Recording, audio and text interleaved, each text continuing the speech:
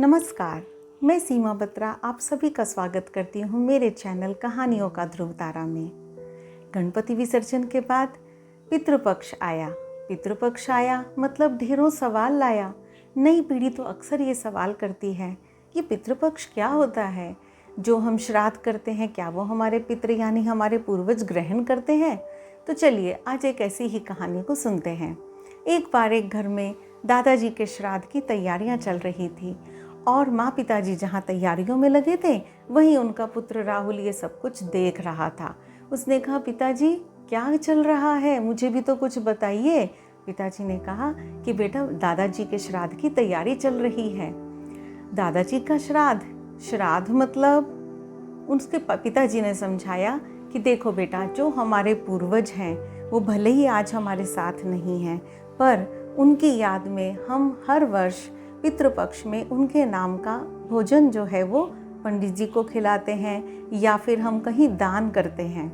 तो उनके पुत्र राहुल ने कहा, पिताजी लेकिन मुझे ना एक सवाल जानना है, मुझे ये बताइए कि जब हम दान करते हैं तो ये हमारे पितरों तक कैसे पहुंचता है और हमारे पितृ यानी हमारे पूर्वज हमारे साथ हैं, ये हमें कैसे समझ में आएगा?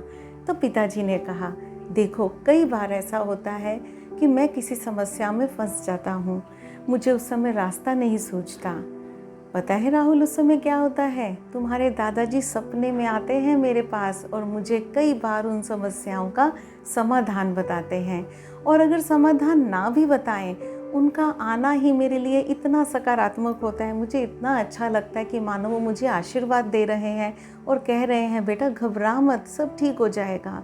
तो बेटा पूर्वज तो हमारे साथ ही रहते हैं, वो भले ही अपने शरीर के साथ हमारे साथ ना हो, लेकिन उनका मन, उनकी यादें वे तो हमारे मन में बसी हुई हैं। राहुल को अब कुछ चीज़ें समझ आने लगी। उसने कहा, हाँ पिताजी, जब कभी कभी मैं दादाजी की तस्वीर को देखता हूँ ना, तो उस समय मुझे ऐसा लगता है कि जैसे वो मुझे देखकर मुस्कुरा रहे हों। आप बिल्कुल सही कह रहे हैं। अब राहुल भी थोड़ा सा श्राद्ध के इसमें अपने आप को जुड़ा हुआ महसूस करने लगा। उसने कहा, माँ मुझे भी बताओ मैं क्या तैयारी करूँ? और इसके बाद वे तीनों बड़ी हंसी खुशी उनके श्राद्ध की तैयारियों में लग गए।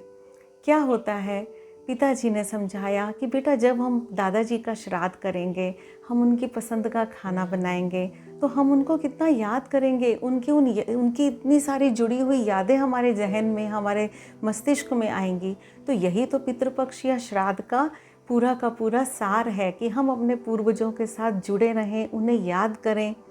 पिताजी ने जहाँ ये श्राद्ध की तैयारी चल रही थी, साथ ही साथ में राहुल को एक छोटी सी कहानी सुनाई। कहानी थी दानवीर कर्ण की। महाभारत के युद्ध के बाद जब कर्ण स्वर्ग में गए तो वहाँ पर देवताओं ने उनका भव्य स्वागत किया। पर ये क्या, जब भोजन का समय हुआ तो कर्ण के सामने एक बड़े से थाल में तरह तरह का आभूषण, सोना, चांदी, हीरे थे। कर्ण ने कहा, मुझे भूख लगी है, मैं इन सब का क्या करूं? तो देवताओं ने कहा, दानवीर कर्ण, आपने पूरी जिंदगी केवल यही सब कुछ दान किया है, तो अब हम आपके लिए भोजन कहाँ से लाएं? आपने कभी अन्न का दान ही नहीं किया। उस समय कर्ण ने कहा, अब मैं अपनी भूल को कैसे सुधारूं? क्या मैं अपनी भूल सुधारने के लिए धरती पर जा सकता हूँ? देवताओं ने कुछ सोचा और उनको 15 दिन के लिए यानी पूरा एक पक्ष धरती पर रहने के लिए उन्हें आज्ञा दी। कर्ण धरती पर आए।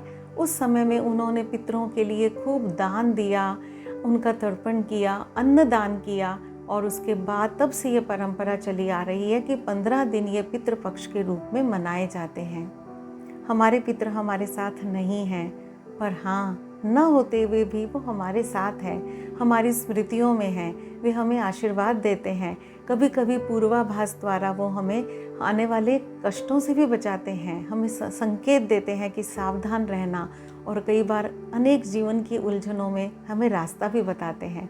तो उनके साथ जुड़े रहना ज़रूरी है, और इसीलिए पितृपक्ष मनाया जाता है ताकि हम उनके प्रति अपनी कृतज्ञता, अपना सम्मान, अपनी श्रद्धा प्रकट कर सकें और उनके साथ जुड़े रहें, उनका आशीर्वाद सदा प्राप्त करते रहें।